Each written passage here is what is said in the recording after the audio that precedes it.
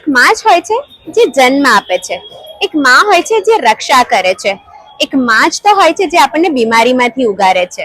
મારા વાલા અમદાવાદીઓ, આજે હું એક એવી માની વાત લઈને આવી છું કે જે આખા અમદાવાદની રક્ષા અને કલ્યાણ બેઉ કરે છે.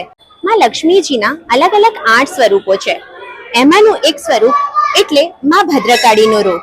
એવું કહેવાય છે કે વર્ષો પહેલા માં માણેક ચોકમાં બિરાજમાન હતા અને ત્યારબાદ અહીંયા જ બિરાજમાન છે. અહીંયા રહસ્યમય એવા માં લક્ષ્મીજીના પંજાનું નિશાન છે.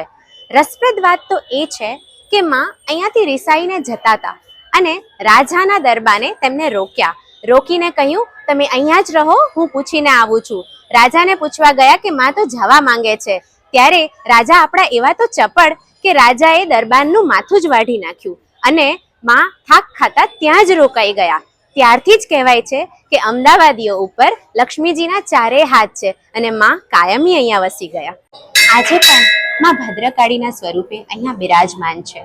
મારા અમદાવાદીઓ, તમે જ્યારે પણ અમદાવાદના હાર્ટ સમા એટલે કે હૃદય સમા લાલ દરવાજા આવો ત્યારે માં ભદ્રકાળીના દર્શને જરૂર પધારજો. અને હા, મારો વિડીયો દરેક ગુજરાતના અને દેશ વિદેશના ગુજરાતીઓ સુધી જરૂર પહોંચાડજો. જય માં ભદ્રકાળી.